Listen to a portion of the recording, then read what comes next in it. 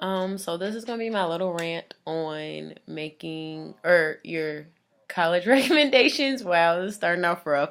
Okay, so with your college recommendations, I think when like deciding who to do it, you definitely need to choose a teacher that like you feel like you know them and you feel like they know you. Because I think a lot of people like choose teachers like, oh wow, like I really enjoyed their class. Let me choose the teacher. And then the teacher is writing a recommendation on them and it's like, I barely know this student. Like you never really talked or like something. You got to choose a class where like you stood out. You got to know the teacher. Like I think that's like beyond important because it's almost like how am I going to ask like take for example, I'm not a history person.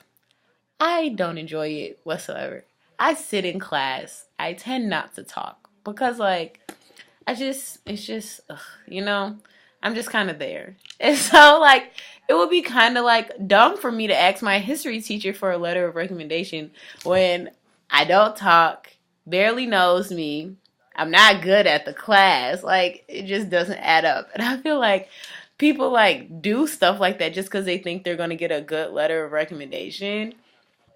So I think like it's really important for you to choose like someone where like you're like you know each other. It's almost like I was gonna say a friendship, but not a friendship because that's your teacher. But yeah, okay. And so I think like that's super important that they know you because that's what's gonna make your letter of recommendation stand out.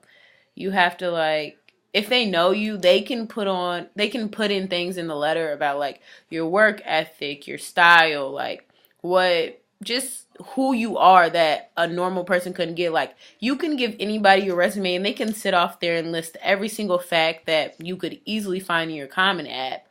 And that's not obviously that's not like what you want. Like you could get that in my Common App. Like you have to make sure you get a teacher that like can really tone in on something that like just a normal like someone reading your application couldn't get. So like I'll just like start sharing like my um experience with giving recommendations or getting recommendations. So I started school on a Wednesday and I emailed all of my teachers that I wanted recommendations from within the first 3 days of school. So that first 3 days of school.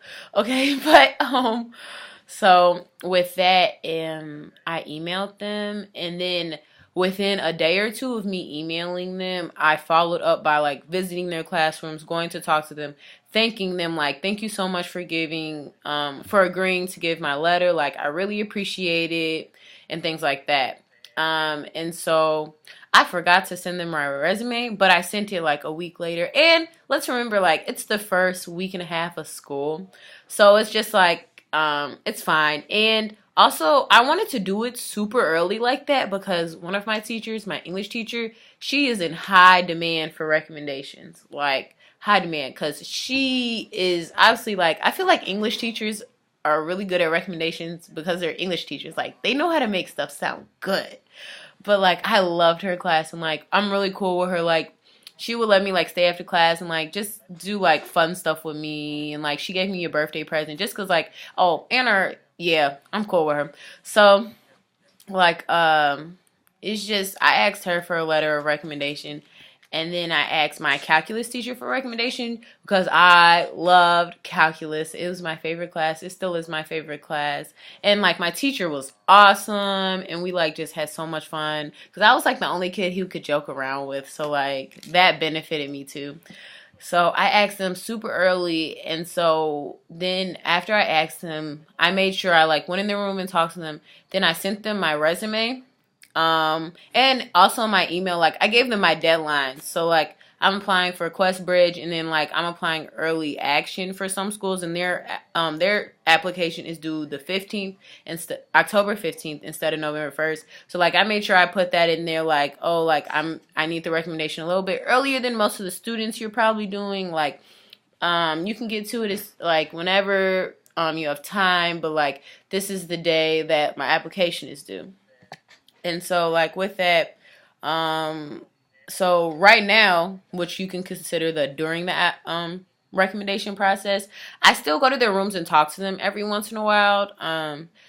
Yeah, I just go and talk to them about, like, just how I'm doing with my essays, college, like, how their classes are going. Like, because I feel like that's important to like maintain the relationship with your teachers if you ask them for a recommendation, because that's like really petty if you ask them for a recommendation and then like you go MIA, you know, because you never know, like what if at the end of the year you're doing something and you need them again.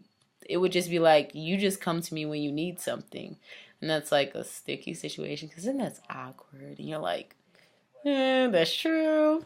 So yeah, that's what I do now. And even after I turn in my applications, I plan on still talking to them like on a, like not a daily but like usual basis. Just because like they're all cool teachers that I chose and teachers like I actually enjoy.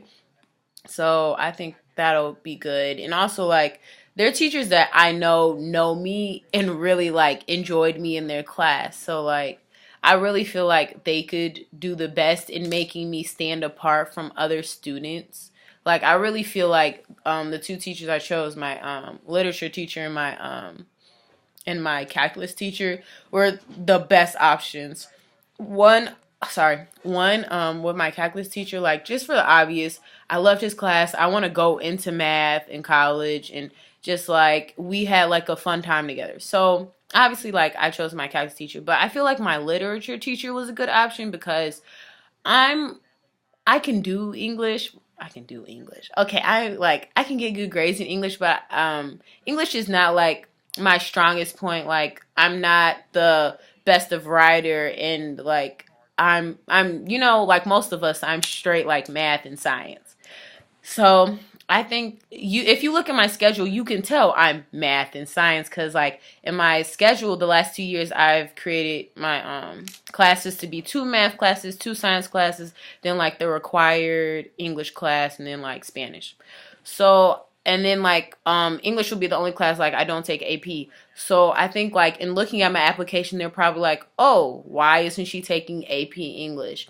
And so, like, I think it's important, or it was beneficial that I chose my English teacher to do my recommendation, because then she can, like, elaborate on my skills and stuff and show, like, I'm not a terrible, like, writer. I can do English. Like, maybe I just didn't choose to take AP English or a higher level of English because I wanted to focus on my maths and science because I enjoy those more.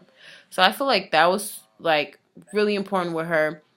And I think that that's also really important because not only like who's the best teacher that can do it and who's the best teacher that can give you the best recommendation, but also like looking at your schedule and your courses and stuff, who can like give insight to the admissions people that they, or answer those questions that they're thinking when they look at what you're taking. So I think like all in all, like that is like the formula of getting the best recommendation stuff.